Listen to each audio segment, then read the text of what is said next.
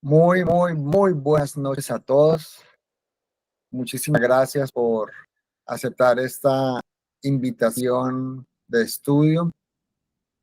Eh, Habiendo todos aceptado, estando de acuerdo en la grabación de esta transmisión, damos entonces inicio a nuestros estudios correspondientes con el conteo del Homer del 5784. Hoy vamos a trabajar en la Sefirá de Tiferet y corresponde a la duda en su máximo esplendor. El máximo nivel de duda que podamos tener se da en Tiferet de Tiferet, que es donde está el trono del rey, es donde estamos asentados como reyes, como dueños de nuestra vida, de nuestro ejercicio de vivir. Entonces, allí se nos presentan las inquietudes de quién soy, de dónde vengo y hacia dónde voy. Son las tres preguntas básicas que debe hacerse todo ser humano en el ejercicio de vivir. Estas tres preguntas representan el máximo nivel de duda que podemos tener y es considerada la duda existencial. Esta duda existencial es la que le permite al individuo conocerse, entenderse, saberse, descubrirse, y cuando identifica quién es, de dónde viene y cuál es su propósito, hacia dónde va, o sea, hacia dónde se está dirigiendo, en esa misma medida, al conocer quiénes somos, es cuando podemos hacernos cargo de nuestras potencialidades, de todas nuestras cualidades y nuestras calidades. Entonces, es extremadamente importante entender el tema de hoy para saber realmente cómo es que manejamos realmente nuestra vida. ¿Por qué? Porque precisamente la efectividad del ejercicio de rey como tal, como manifestador de todas esas potencialidades divinas, es la capacidad que tiene para gobernar y la creatividad en esas manifestaciones que va a generar. Quiere decir que un rey es rey porque sabe gobernar y porque sabe manifestar, sabe expresar en el mundo físico, que es el reino, lo que son sus inteligencias. Por eso, el rey es buen rey si tiene un buen reino, si hace de su reino un sitio especial diferente de todos los demás. Y estas par de características del reinado como tal están determinadas por una combinación perfecta y armoniosa de todas esas potencialidades que el rey tiene. Quiere decir que él tiene una serie de argumentos con los cuales genera sus decretos. Con esas características, él puede ejercer su reinado como tal. Esas potencialidades corresponden con los llamados autos y tiene 4 autos principales en los cuales se moviliza el rey. El primer auto es la autoconfianza, el segundo es el autovalor, el tercero es la autoestima y el cuarto es la autoinclusión. Esos son, digamos, los vehículos en los cuales el rey se transporta desde los niveles superiores hacia los niveles inferiores. La expresión general es carroza, pero cuando hablamos de vehículo, tenemos más claro el concepto de lo que significa cada uno de estos aspectos. Entonces, tenemos contacto o nos movemos en diferentes niveles. el primer nivel, el más elevado, con el que nosotros tenemos un contacto directo y que está metida en nuestro ejercicio espacio-temporal, corresponde con la Neshama.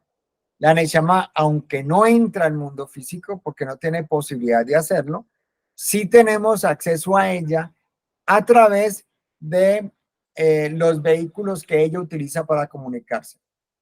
Ella se encuentra o utiliza el vehículo de la confianza. Quiere decir que cuando yo expreso autoconfianza es porque estoy entregado o conectado con la Neshama. Tengo una comunicación clara y directa con la Neshama. Ahora, la Neshama, para construir su autoconfianza, necesita de 3 autos o 3 elementos. El primero corresponde con la autoimagen, el segundo con la autoevaluación y el tercero con el autoconocimiento. ¿Qué significa esto? Cada uno de ellos está relacionado con una sefirá, como pueden ver. Quiere decir entonces que la autoimagen tiene que ver con el poder que está ubicado en Jogma y que es el aspecto masculino y que está representado por Abba. Allí en la imagen nosotros tenemos multiplicidad de imágenes que podemos tomar o podemos adoptar, que podemos manejar para poder desde allí seleccionar cuál es la imagen que yo tengo de mí mismo. Quiere decir que el poder que tiene la Neshama está dado por la imagen que tiene de sí misma. Si la Neshama reconoce que tiene la imagen de un rey, su comportamiento desde allá hacia abajo es el comportamiento de un rey. Pero si por el contrario no se siente merecedora, no va a tener ninguna posibilidad de expresar esa capacidad de rey. El segundo está en la autoevaluación, que corresponde con nivel de Binah, que es el aspecto femenino. Ese aspecto femenino de Binah está determinado por el control, ya no por el poder. El poder es masculino, el control es femenino. Quiere decir que el control es el que ejerce Binah para establecer los procesos evaluativos de nuestro sistema creativo, de la forma como estamos viviendo nuestra vida. Ese es nuestro sistema creativo, la manera como nosotros vivimos nuestra vida. Entonces, la parte femenina hace una evaluación permanente de nuestro sistema creativo y puede a partir de la evaluación hacer unos correctivos. Y el siguiente nivel corresponde con el autoconocimiento, que está en Da'at. Entonces, el autoconocimiento es lo que yo sé de mí mismo, lo que yo entiendo que yo soy, lo que significa ser rey, lo que para el mundo significa lo que yo soy. Es decir, cómo yo me veo, cómo yo me entiendo, cómo yo me conozco. Eso es autoconocimiento. Y se encuentra en los niveles superiores entonces, en el sistema de estructuración de la Neshama está determinado por Homar y Naidat, es decir, autoimagen, autoevaluación y autoconocimiento. Ellos forman lo que se llama la autoconfianza. Y el conector que tiene la Neshama para comunicarse con el mundo físico a través del Ruach o a través del adulto, porque la Neshama equivale en psicología al anciano, según Freud, a esa parte más sabia de nosotros mismos. Y se comunica con el mundo físico a través del adulto, que es el aspecto que tiene control, digamos, sobre todo el proceso creativo. Quiere decir entonces que según la psicología, el elemento de comunicación y de expresión que utiliza la Neshama es llamado inconsciente. Es esa vocecita interior que a veces nos aparece y nos dice algo. En la medida en que nosotros estamos más conectados con la Neshama, vamos a escuchar más esa voz interior. Y la idea es que llegue un punto en que la Neshama esté tan cerca de nosotros que la sentimos casi que viviendo con nosotros, la sentimos a nuestro lado como un compañero de viaje. Eso es lo que debe de eh, manifestar la Neshama, esa tranquilidad y esa seguridad de que nos va a acompañar permanentemente. Luego tenemos otro nivel. El nivel es el del Rúa, el nivel del adulto, según la psicología contemporánea. ¿Cuáles son las características o cuál es el potencial o el poder del Rúa? Es el autovalor. Quiere decir, el valor que tenemos nosotros con respecto a nosotros mismos. Y este valor está formado por tres aspectos también, que corresponde con Gesed, Geburah y Tiferet: el autoamor, el autocontrol y el autobalance. Cada uno de ellos hace su tarea para que nosotros reconozcamos el valor en nosotros mismos. Significa que reconocernos como rey es la posibilidad que tenemos de expresar ese valor que hay en nosotros. Y el valor está determinado por precisamente la cantidad de amor que sienta hacia mí mismo, cuánto yo me ame, cuánto yo me respete, cuánto yo me sirva a mí mismo, que son todas las características de Gesed. Y luego el autocontrol, cuánto yo me restrinjo en las expresiones negativas, cuánto yo me controlo para dar exceso o un exceso de amor o dar en exceso cualquier aspecto, y cómo mantengo yo el balance, qué cosas me sacan de balance y cómo yo mantengo el balance.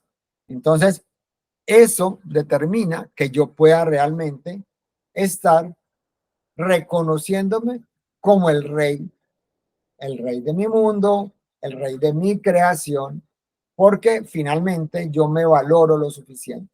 Yo me doy el valor y la posición de un rey. Por eso corresponde con Tiferet la silla de el rey. Allí se sienta el rey a gobernar.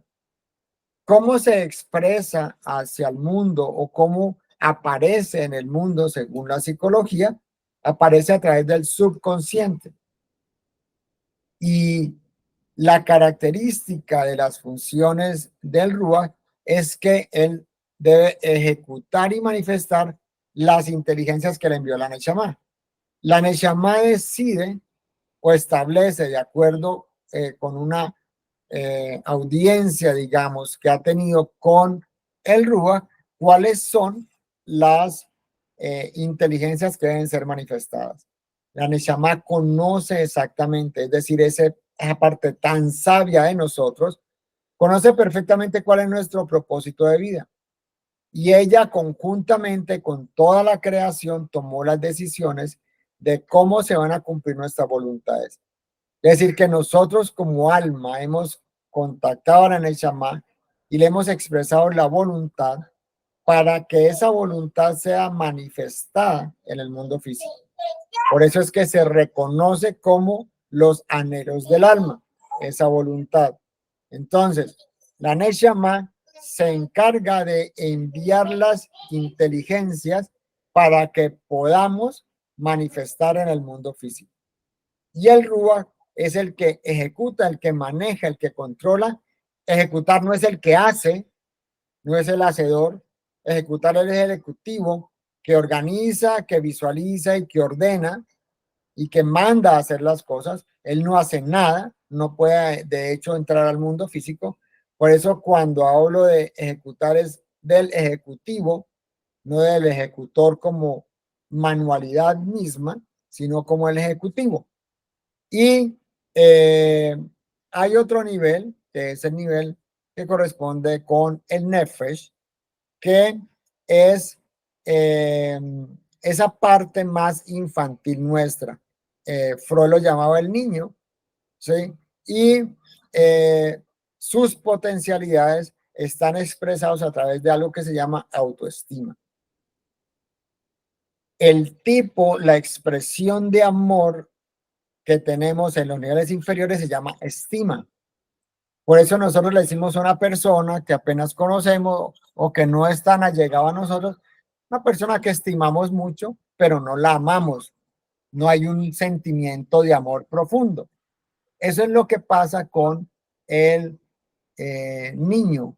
El niño se fundamenta en la estima y es importante focalizarse entonces en la propia estima, es decir, la autoestima es el amor que se expresa el niño a sí mismo y está formada por tres aspectos también.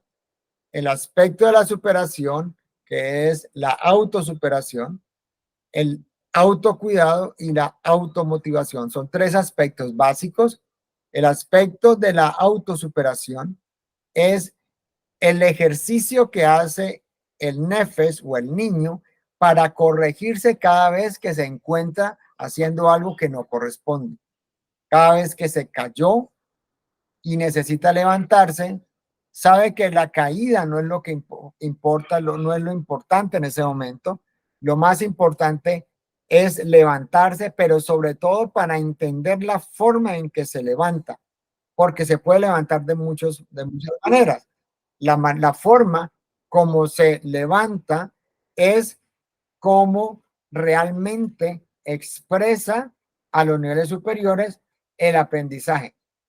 Entonces, la autoestima en el concepto de autosuperación es saber que nos podemos equivocar y que es normal que nos equivocamos porque entendemos que no hay equivocaciones, sino sencillamente son caminos distintos.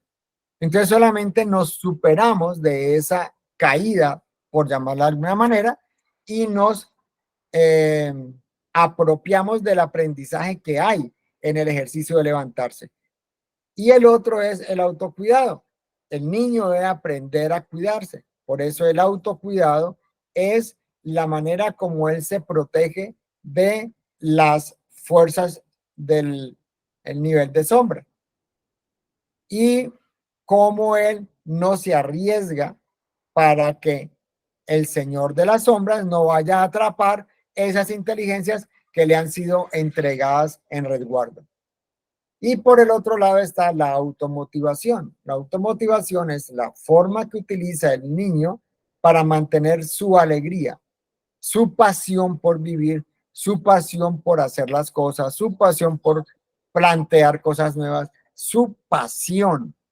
Esa pasión del niño es la motivación, que es lo que lo mantiene activo para seguir haciendo lo que debe hacer, para seguir viviendo. Esa automotivación la tiene para poder inyectar al ego todas las potencialidades para que él pueda cumplir con el propósito que viene desde la Neshama, el Ruach, y ahora ha sido pasado al Nefesh, que es el niño. Lo que utiliza entonces el Nefesh para comunicarse con el ego y el mundo físico se llama consciente. Quiere decir entonces que hay una instancia de conexión entre el niño, que es el Nefesh, y el mundo físico llamada ego. Para poder comunicarse el niño, que es el Nefesh, con el ego, que es el conector o el que actúa en el nivel físico, utiliza el consciente. ¿Qué significa entonces eso, el consciente? El consciente es aquella parte que está todo el tiempo metida aquí en el mundo físico. Casi que ni siquiera duerme esperando qué es lo que va a pasar en el mundo físico. Por eso es que necesitamos ir a dormir, porque cuando dormimos nos desconectamos del consciente y vamos al empezar el proceso de sueño, contactamos con el subconsciente y luego cuando ya entramos muy profundamente, vamos al nivel del inconsciente. De esa manera, mantenemos en contacto todas las partes de nuestro ser y podemos expresarnos y comunicarnos frente a todas las posibilidades que tenemos, tanto en los mundos superiores como en los mundos inferiores. Y luego viene otro aspecto, que es el aspecto del ego. Y eh, lo que hace el niño, básicamente, es para que el ego pueda hacer el ejercicio de manifestar, el niño debe expresarle qué es lo que el Ruach y la Neshama le han dicho. Y tiene que ser claro y preciso en esa comunicación. Debe manifestar inteligencias. Por eso tiene que ser muy preciso con el ego de qué es lo que el Ruach le está diciendo y qué es lo que la Neshama realmente quiere expresar en el mundo físico. Entonces, en el nivel del Nefesh y a nivel del Ruach, que son los niveles intermedios que conforman el mundo de formación precisamente, o el mundo de Yetzirah, que es el mundo de las emociones, ahí es donde se esconde, porque al fin y al cabo es su dominio, se esconde el faraón de sombra.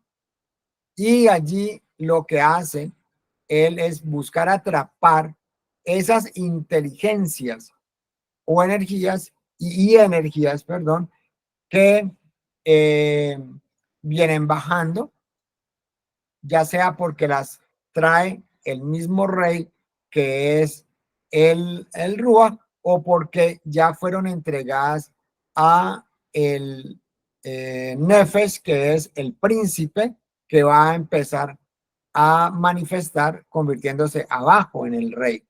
Entonces, es allí donde el faraón de sombra busca capturar esas inteligencias, energías. ¿Cómo lo hace? Lo hace a través del manejo o la manipulación de las emociones. Y lo hace porque en cada sefirá tenemos emociones de luz y emociones de sombra. Por eso él es dueño de las emociones de sombra y procura en el trayecto de desde Gesed hasta Yesod, es decir, desde que inicia el proceso de formación hasta que va a pasar al nivel de la acción, allí empieza a trabajar con esas emociones de sombra que buscan atrapar esas inteligencias, energías. Entonces, por eso, cuando hablamos de Tiferet, sentimos que debemos saber exactamente quiénes somos para poder expresar a ese rey que somos nosotros. Entonces, una vez que ya se ha completado el nivel de formación, viene el nivel de la acción. Y en el nivel de la acción vive el ego, o es donde se manifiesta o se expresa el ego, que es el contacto que tenemos con el mundo físico. Quiere decir que el conector que hay entre nosotros, incluido el niño o el nefesh, y el mundo físico, se llama ego. Y ese ego se manifiesta a través, o tiene su superpoder, es la autoinclusión. ¿Y qué es? La autoinclusión es la manera como él se eh, conecta con todo en el mundo físico, cómo se incluye dentro del mundo físico y cómo entra y se relaciona en el mundo físico. Entre mayor sea la capacidad de entrar y de conectarse con el mundo físico, va a ser mucha mayor su efectividad. Y lo que utiliza para poder tener una buena inclusión se llama autorrespeto. Quiere decir que el ego necesita respetarse lo suficiente en sus características, en sus condiciones y en sus potencialidades. Son tres aspectos en los cuales él necesita hacer énfasis para poder hacer bien su trabajo. Eso es la estructuración de nuestro ser integral en los niveles intermedios e inferiores y algo que es el conector en el nivel superior. Eso es lo que somos, eso es Tiferet de Tiferet, es saber quiénes somos, reconocer nuestro potencial, reconocer la grandeza de ese ser majestuoso que nosotros somos. Todo lo que llega al nivel de lo físico está representando precisamente en qué condición se encuentra el rey. Por eso en Tiferet de Tiferet necesitamos reconocer quiénes somos verdaderamente. Y somos reyes por naturaleza. Somos los dueños de toda la creación. Toda la creación misma fue creada para nosotros, para que pudiéramos hacer el ejercicio, para que aquí, en este espacio-tiempo, pudiéramos agregar el elemento de movimiento que corresponde con nuestro talento único. Por eso nos han entregado esa baraja de opciones o de potencialidades que acabamos de mirar. Entonces, lo que manifiesta el mundo físico, es decir, lo que llega al nivel físico de la expresión del rey, tiene dos aspectos.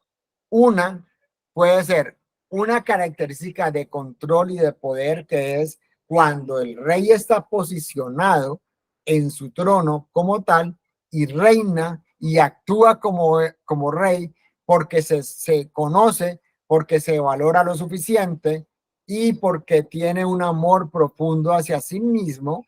Por eso se manifiesta eso en éxito, en abundancia, en salud, en relaciones, en prosperidad, en todos los aspectos. Hay una expresión de absoluto y total conocimiento. El rey expresa control total, expresa seguridad, expresa autonomía, autoridad, expresa todo lo que realmente muestra un rey, que se centra en la seguridad de ser rey, saber quién es, dónde está, de dónde viene, y viene de ese mundo maravilloso donde están todas las posibilidades. Y el segundo aspecto es el opuesto, cuando no está el rey, cuando no está centrado como debería estar, sino que ha sido capturado. Entonces lo que emite hacia el mundo físico es un grito, un llamado de auxilio, pidiendo ser rescatado. ¿Cómo son esos llamados de auxilio? Los llamados de auxilio se llaman tristeza, se llaman rabia, se llaman ausencias, se llaman melancolía, se llama depresión, se llama enfermedad, se llama pobreza, se llama escasez, se llama preocupación, se llama miedo. Todas esas características del lado de la sombra es lo que expresa en qué posición está o en dónde está capturado el rey. Son 70 características, ¿sí?, que corresponden con las 7 sefirot, 10 en cada una de ellas, que son llamados los 70 rasgos de carácter. Entonces, de acuerdo con la forma como una persona se expresa en el mundo físico, expresa dos cosas únicamente: o que es el rey o que está capturado y es un esclavo. ¿Esclavo de qué? Esclavo de la gula, esclavo del sexo, esclavo de los vicios, esclavo del poder, esclavo de la vanidad y de los lujos, de la comida, o sea, esclavo. Allí es donde expresa el rey donde está cautivo, de acuerdo con la clase de esclavitud que está expresando. Por eso Tiferet de Tiferet nos muestra en dónde estamos nosotros, en qué posición nos encontramos. Quiere decir entonces que cuando el rey expresa dónde está, una de las llamadas puede ser una llamada de auxilio. Esa llamada de auxilio es porque ha sido atrapado y se encuentra en los niveles superiores, perdón, intermedios, encarcelado. Entonces, de acuerdo como manifieste su emoción, asimismo sabemos cuál es la cárcel donde se encuentra cautivo. Vuelvo y digo, si su escape es la comida, ya sabemos que por allí allí es donde está atrapado. La ira, el miedo, el rencor, el resentimiento, la culpa, ya sabemos dónde hay que trabajar para poder rescatar a ese rey. Y precisamente en el taller que estamos preparando para Shavuot de sanación cabalística, vamos a trabajar todos estos aspectos para que podamos realmente rescatar al rey y sobre todo sanar las heridas que quedaron cuando el rey estaba ausente. Entonces, el faraón de la sombra, ¿qué hizo? Utilizó todos sus argumentos emocionales de sombra. ¿Cómo? A punta de distracciones. ¿Cómo arranca? Cuando el rey no se expresa en su poder, entonces el nefesh, que es el niño, no siente el respaldo del rey. Por consiguiente, no puede respaldar a su ego. Y como el ego no se siente respaldado, él necesita a alguien que lo proteja. Y es cuando viene el faraón de sombra y le dice, venga, yo lo cuido, no se preocupe, y eso no le va a costar mucho, tranquilo, yo me encargo de protegerlo. ¿Y qué le da? Instantáneas de placer. Esas instantáneas de placer puede ser una noche de placer con alguien que a duras penas conoció, el cigarrillo, la droga, el alcohol. Hay muchas formas, pequeñas formas de recibir placer. Por ejemplo, ¿cuál es el placer del iracundo?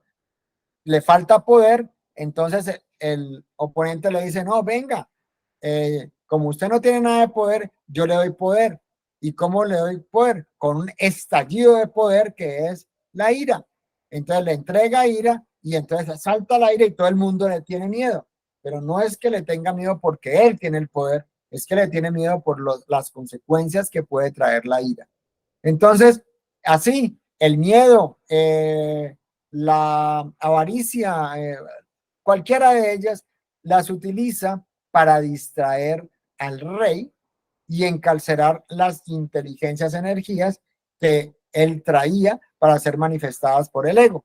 Entonces, observen cómo es de fácil que caemos, porque todos caemos, no hay nadie que se libre de esto, todos estamos involucrados en esto y todos de una u otra manera, unos más que otros en una que otra. Entonces, lo que necesitamos descubrir en el Tiferet de Tiferet es donde está encarcelado. ¿Sí? Y es muy fácil capturar al rey, porque de alguna manera el rey viene confiado por su posición de rey. Y cuando está entrando al mundo de la emoción, es muy fácil. El oponente es extremadamente hábil para embolatarnos. Entonces, cuando es capturado, hace que perdamos de vida nuestro propósito primario, que está unido con el nivel de la voluntad. Es como ya no hay voluntad, entonces el propósito primario desapareció y terminamos haciendo cosas que no corresponden y desviando esas energías que nos fueron entregadas con esas inteligencias, desviando esas energías para crear cosas que no corresponden con esas inteligencias. De esa manera nos olvidamos quiénes somos, nos olvidamos que somos el rey y cedimos el control, estamos entregando el control a las fuerzas de la sombra. Y cuando entregamos el control, entonces ya definitivamente no hay ninguna opción sino mirar abajo qué es lo que vamos a hacer para rescatarnos. Ahí es donde aparece la desconexión de la fuente. Por eso tenemos que ir abajo, porque la desconexión se hizo arriba, pero yo necesito saber abajo cuál fue la consecuencia. Quiere decir que es abajo, en las consecuencias de nuestra vida, y nosotros vemos dónde está la desconexión para poder devolvernos e irnos a los niveles superiores. ¿A dónde? A Tiferet. ¿Por qué a Tiferet? Necesitamos Tiferet de Tiferet, que es el asiento del rey, porque ahí es donde Ruach tiene el poder para tomar decisiones, y las tomó allí en Tiferet de Tiferet. Así hayamos hablado antes y nos dimos cuenta cómo los juicios de valor se generaron en el nivel de Geburah. En este caso es donde se aplican los juicios de valor y se toman las decisiones allí en Tiferet de Tiferet. Quiere decir que un Ruach, para poder tomar una decisión, debe estar sentado allí porque esa es la columna central. No puede tomar ninguna decisión desde las otras dos columnas y tampoco las puede tomar ni desde arriba ni desde abajo. Tiene que estar en el centro. Por eso Tiferet de Tiferet es el centro real de toda la estructura, y allí aprovecha todo el flujo que viene desde Keter, que corresponde con la voluntad y que trae toda esa característica de la voluntad inicial. Esa es básicamente la estructura y cómo es que nosotros llegamos al nivel de conexión con los niveles superiores. Pero necesitamos estar abajo, llegar desde abajo para poder conectar, para poder ver en el mundo físico lo que ya se manifestó, cómo está nuestra vida, y a partir de allí hacer el proceso de ascenso y reconectar. ¿Ok? Bien, eso es básicamente lo que quería explicar acerca de Tiferet de Tiferet. Muchas gracias, de verdad, muy agradecido de que ustedes estén aquí.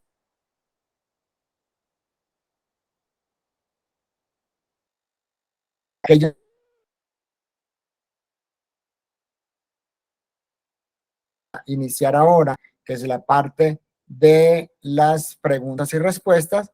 Pueden solicitar el link a www.conradogomez.com, o me escriben por WhatsApp, yo se los envío, o me dejan un comentario aquí debajo de este video para yo enviárselo, y de esa manera ustedes pueden ingresar, estar con nosotros en vivo y hacer todas las preguntas que deseen, y con mucho gusto estaré respondiéndolas.